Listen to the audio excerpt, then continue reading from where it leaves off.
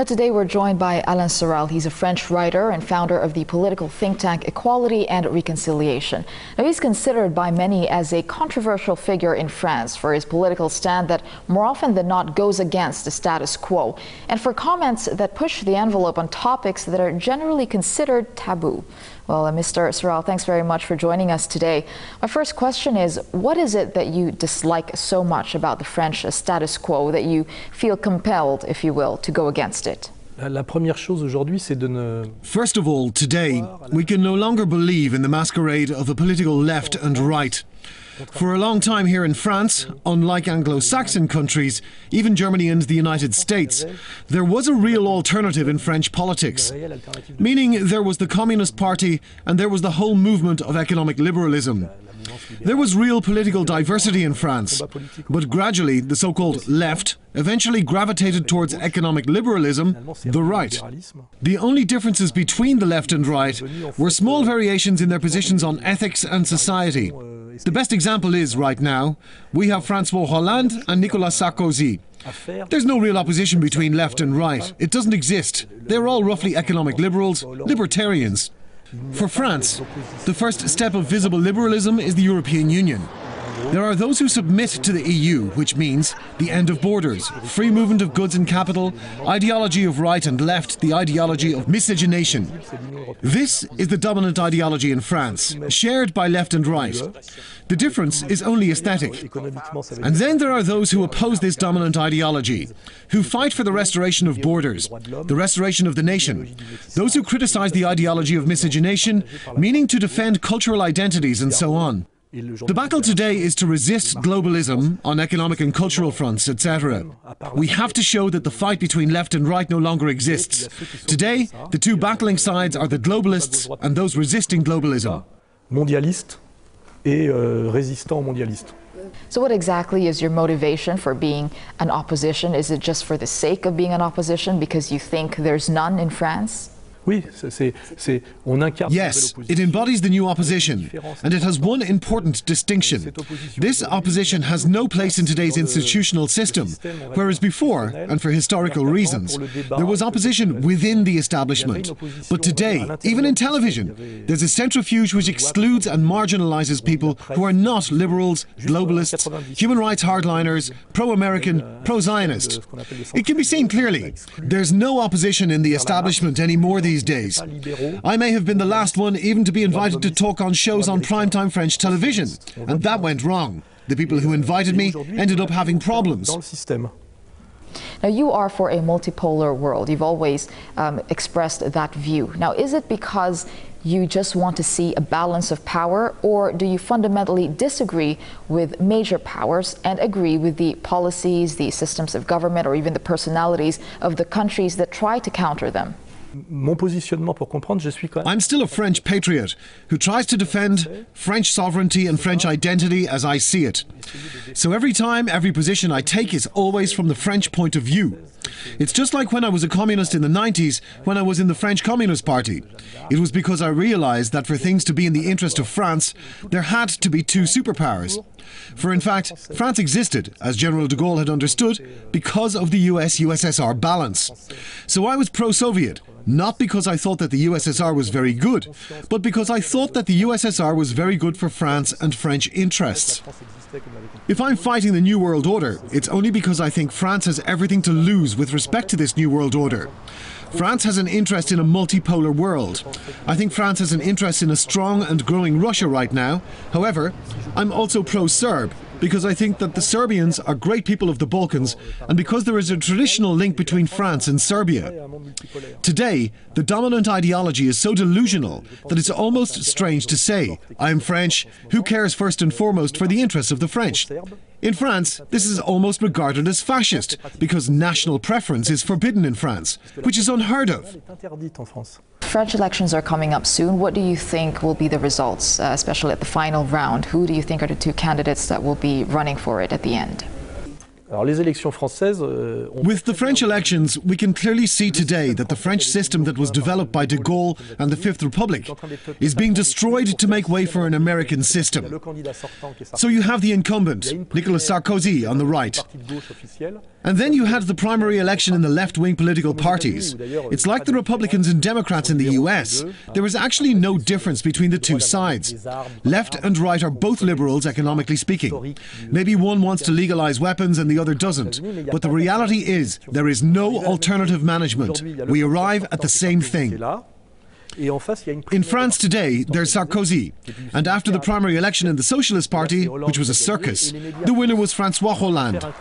Now, the media then reduced the Sarkozy-Hollande political debate into a war of catchphrases. For example, with Hollande calling Sarkozy the bad guy. It's pure theatre. There is no political content because in reality, they are both fans of the European Union. They cannot do what they pretend to want to do, like reindustrialization, saving companies. What they're proposing are against EU laws. The Socialist Party and the ruling Union for a Popular Movement have ratified 93% of what the EU proposed. Sarkozy and Hollande are two economic liberal candidates with very minimal differences in stands on social issues, which is why I'm interested in Marine Le Pen, who has good poll ratings and offers an alternative. Leave the European Union, go back to the French France and defy Wall Street. The other two try to pretend she doesn't exist. They try to get the French into the American system. They are afraid Marine Le Pen can make it to the second round of the presidential elections. If that happens, it would expose the lie of the French system. With a huge amount of media effort, through television shows, they try to bring the French people into a situation of actually having no choice. Voila, you have Hollande and Sarkozy. In France, we say it's like choosing between Tweedledee and Tweedledum.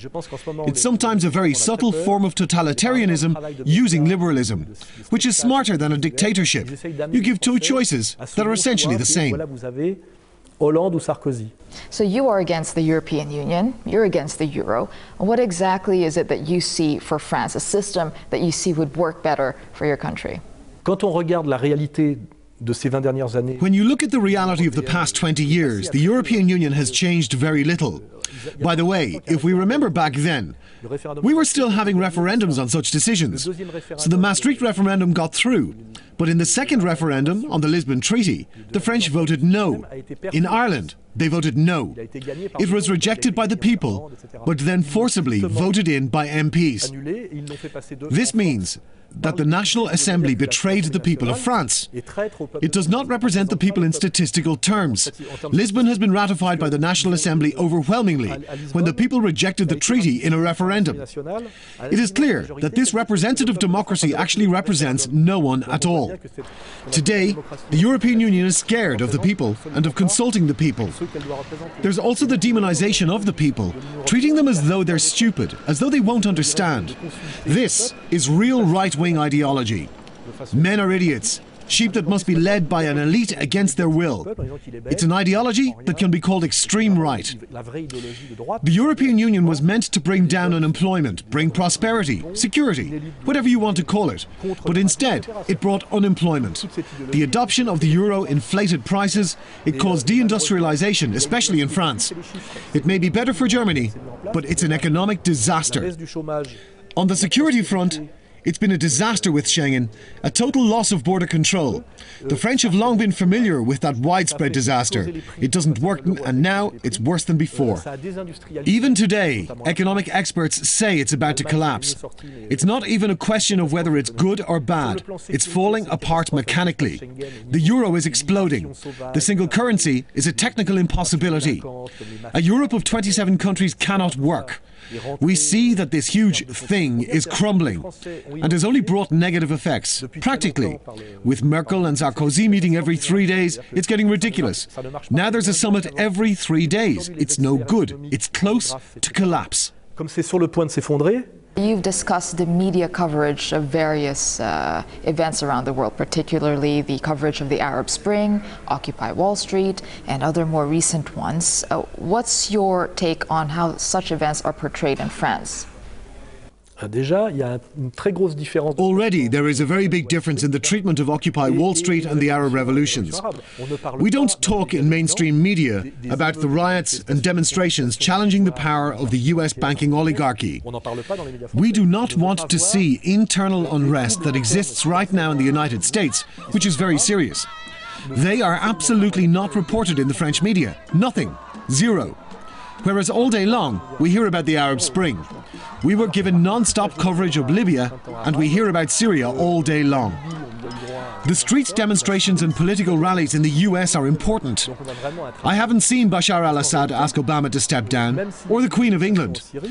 There is also a lot of social unrest in England. So in reality, the problem is that in this world, what we call the empire dominates the Western media. People swallow all this and think that all is well in the US. It's the largest democracy in the world. But now against Syria, it's fire and blood. Gaddafi was eating small children.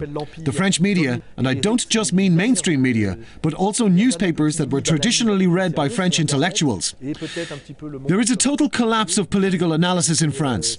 The only serious analysis available is on the internet, but it's a very small niche. That's the French situation. The French know nothing of the serious problem in the United States, but they are exposed to the Syrian situation throughout the day. Now, you've always stood for nationalism. You've always said that France should look out for its own interests in a more nationalistic way. But do you not see any merit in France being more interdependent with other countries, especially since we are living in a more interconnected world, whether economically or politically? Wouldn't France be isolated if it turns inwards rather than outwards? Mais là, tel que vous posez la question, well, with that, we get the impression that there are only two choices. The New World Order, which means open borders, globalism, total submission to the US, or closing in on ourselves. In fact, the alternative is neither of those.